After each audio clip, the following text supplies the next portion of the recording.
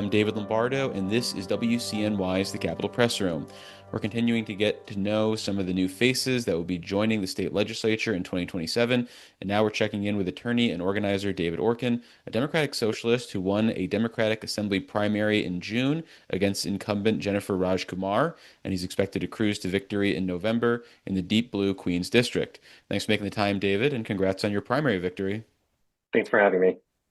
Well, I want to start with, I guess, what you would describe as the unique stamp or fingerprint that you might put on this role, assuming you take office in January. So, what is it about your interests, background, or value that makes you think you're going to bring sort of a unique perspective or be a unique representative in the assembly as opposed to just any Democrat or any DSA member in this seat? Well, that's an interesting question, and it makes me think of the road that I've taken to get to this point. And I've been involved in political organizing for my entire adult life. I've been involved in several movements for justice during that entire time, primarily the immigrant rights movement, the Palestine solidarity movement, and the labor movement. And I never really envisioned myself as someone who would be center stage or somebody who would be in this kind of position because I really viewed myself as a supportive role for other movements and making sure that they can achieve their goals, and really someone who does like what we call the spade work behind the scenes. That's why I really loved my job at Make the Road New York, being an employment attorney, because I was able to help people who are involved in organizing on the legal side and have those organizing and the legal services be integrated. And I never really envisioned myself as a politician or somebody who would be going to office because that was just, not part of my equation. But I really am someone who believes that politicians are not heroes who save us or who solve all of our problems, but really people who have access to certain kinds of power and certain kind of tools that can work with people in their district and work with people who are involved in social movements to accomplish mutual goals.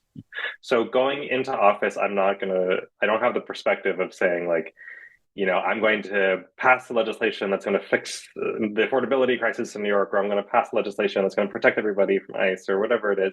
But really, I'm someone who's going to be working with movement, particularly people who live in district, and really serving people in district to make sure that there's collaboration between the office and people working on the ground. On your campaign website, you mentioned the idea of a quote unquote status quo politician, and you argue that they're failing the everyday New Yorkers. A lot of people get to Albany with change in their hearts and a lot of get up and go, but run up against a status quo with a lot of gravity that maybe they can't escape. So, how do you avoid that trap? That's a great question, and it's something that I've been thinking a lot as I prepare to take office. I do have a competitive general election. I think you used the term cruising into office. Maybe I want to highlight that we do have a Republican challenger and are going to be focusing in on the general election for November 3rd. Um, but I think that, as I envision myself going to office, I'm thinking about what tools are available to me and how someone who's a freshman goes into office. And I know that there aren't a lot of resources. It's not like leadership gives you a guide, like this is how you pass a bill and this is how you make friends and et cetera, et cetera.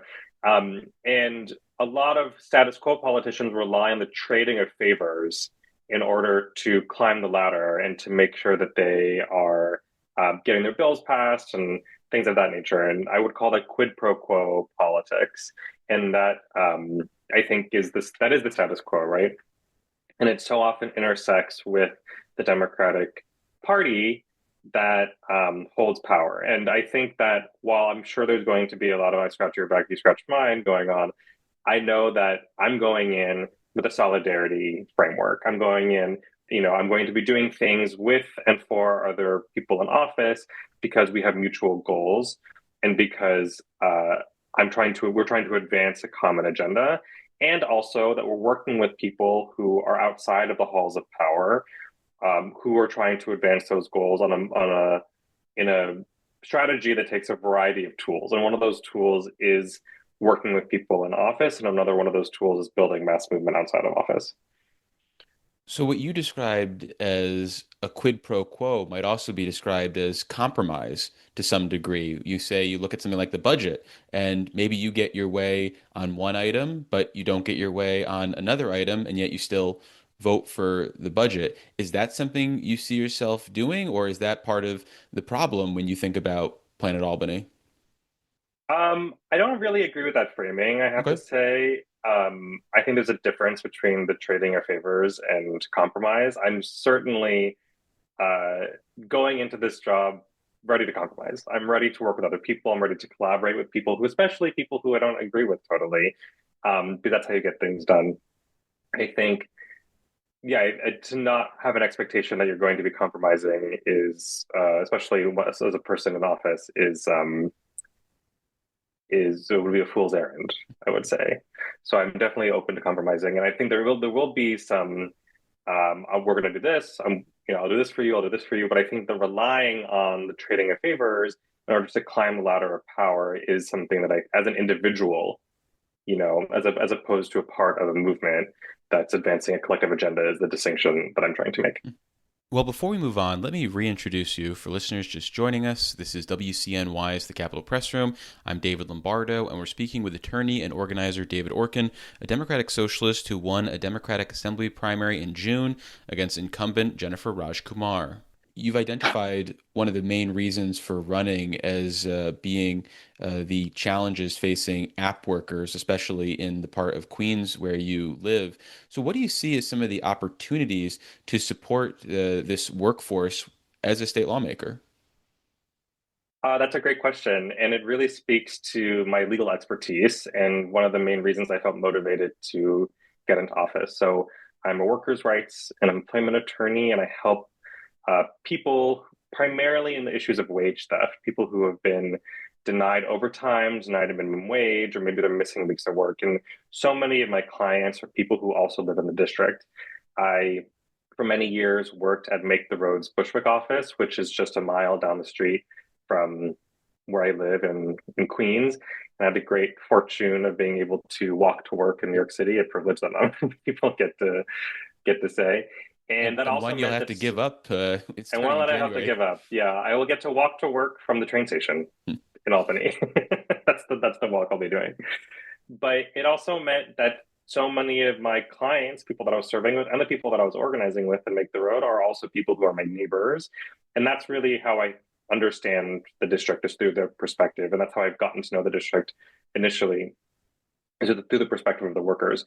And if you look at the people who live in South Queens, they are the workers of New York City, but predominantly the app-based workers. I mean, we have a large share of Little Bangladesh, which is at the intersection of Ozone Park and City Line, which is where Brooklyn and Queens meet in South Queens. And this is the fastest growing Bangladeshi community in New York City. And nearly a quarter of all delivery drivers in New York City are Bangladeshi. And so many app-based workers, delivery drivers, delivery workers live in this part of the district. But these are people who lack the access to basic rights that so many other employees get. So, for example, something that exists on the city level is that if you are an independent contractor and you are denied your wages, you have a certain window to bring that complaint to a city agency, but that city agency only enforces city-based laws. We need the equivalent on the state level with the Department of Labor to make sure that independent contractors, people who are, um, whether they're falsely classified as such or people who um, don't work in a traditional employment schema, can access their rights and able to get their wages through state agencies that are empowered to enforce state laws. So something that I'm really interested in is expanding rights for delivery workers and also making sure that the rights that we already have are enforced.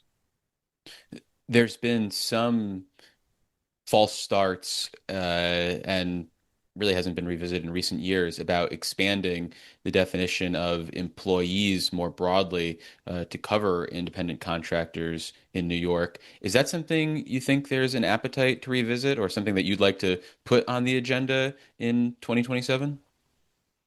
Certainly, I'm interested in working with a number of advocacy groups and community groups to figure out what the definition might be, if we're totally redefining it, or if we're making strategic interventions based on certain industries to make sure that certain classification of workers are included in the employee definition and have the basic employment rights. Um, I think that something that is a basic fact of our economy in 2026 is that large tech corporations have redefined employment for so many workers in New York City and across the country, and especially in South Queens. And we have to face this reality that the labor law that was written, in the New Deal era is not meeting the needs of the workers in the tech era, right? We have to update the labor law. We have to make interventions to protect the workers and really meet the reality of what employment looks like in 2026. And what that looks like is people working on apps, people whose bosses are apps, people who work for gigantic tech companies, but don't have the traditional protections that, let's say, a traditional kind of employee had, maybe someone that was envisioned by the labor law or the Fair Labor Standards Act that was passed in the New Deal era. It was impossible for them to have envisioned the challenges that we're facing now. So we have to update the law to meet those needs.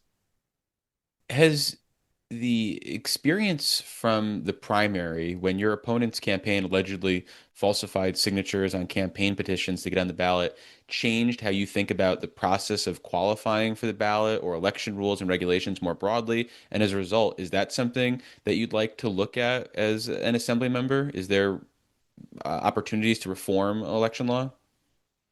Uh, you know, there was a lot of talk during our petitioning saga about do we even need this?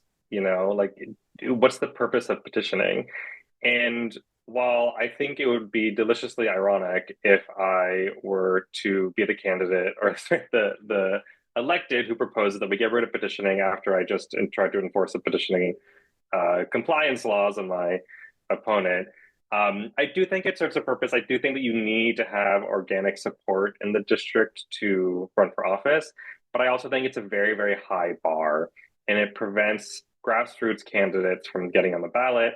And so often it's weaponized by um, people in power to kick down insurgent candidates off the ballot and to protect themselves.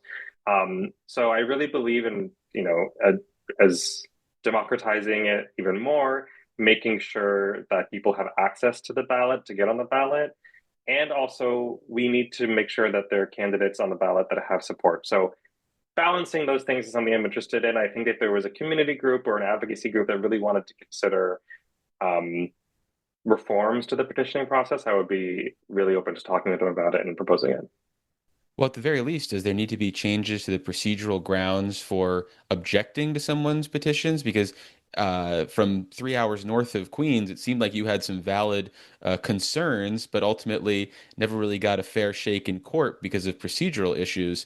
So, I mean, is there something to be said about how we challenge petitions or how we consider the challenges petitions or the timelines for challenging those that needs to be looked at? Or are you comfortable with the safeguards that are in place right now, which allowed your opponent to stay on the ballot? Yeah, I think that there's much that needs to be reformed about the process, whether it is the part rules in the election court, which is called the part, to make sure there's greater transparency in the process or the timeline, or even the way that the Democratic Party interacts with the court system. Uh, we know that so many of the same actors are influencing the court system and the electoral system at the same time. And so I would definitely, if given the opportunity, look into making sure that there's an opportunity to uh, reevaluate those procedural grounds to make sure that it's easier to enforce, but also would want to make sure that those aren't weaponized against insurgent candidates who are trying to challenge the status quo and don't have the Democratic Party support behind them or don't have the same kind of resources, because it's way more often than not that the people in power are kicking off small guys, small people, to who are presenting challenges rather than they themselves facing the consequences of their own actions. So wanting to balance those. Well, finally, your campaign website frames a lot of your agenda through the lens of New York City, which makes sense as an aspiring Queens lawmaker, but you are going to be responsible for the entire state. So, what's your relationship with New York, say, north of Westchester County? I actually lived upstate for a while, and my Where'd you live? Where's introduction, upstate? I lived in Poughkeepsie. I went to school in Poughkeepsie. Ooh, You're gonna make me say that. Why would you say that about Poughkeepsie? is It's that no, is that beautiful. upstate? I'm saying. It's further upstate than Westchester. Sure. Okay. Just we'd like to get that line. We like to know where That was the people question. we like to know where people have that line for upstate. Yeah, I was going to say that my introduction to the immigrant rights movement was working for a farm worker advocacy organization in the Hudson Valley called the Rural and Migrant Ministry, and I worked with migrant farm workers from all over the world, including Latin America and the Caribbean, who were denied basic labor rights that all other employees um, get in the United States. And, seeing how those workers were still organizing in this context where they didn't have rights, and advocates were really putting out for these workers who maybe were seasonal workers who are going to back to their home countries and really risking a lot, and people who are really, really isolated from each other and organizing in a very difficult context. And also the way that faith communities interacted with movement was really, really inspiring to me. So even though I'm running very much on a worker-centered agenda and platform that centers the workers in my district in Queens, I'm also very familiar with what happens upstate through that context, and ultimately really looking forward to partnering with elected officials from upstate to find common ground, because the issues that are happening in Queens aren't specific to Queens. And New York City is not the only city in New York State that has wage theft issues, that has immigrant enforcement crises. These are affecting everywhere upstate, and so there's going to be people to partner with to advance our shared agenda. Well, unfortunately, that's all the time we have for this conversation. We've been speaking with attorney and organizer David Orkin, a Democratic Socialist who won the Democratic Assembly primary for the 38th District in Queens this summer. David, thank you so much for making the time. Really appreciate it. Thanks, David. Talk soon. Support for the Capitol Press Room comes from O'Donnell and Associates, a public affairs firm providing strategic guidance to businesses and nonprofits on navigating policy and regulatory issues. More information is available at o'donnellsolutions.com.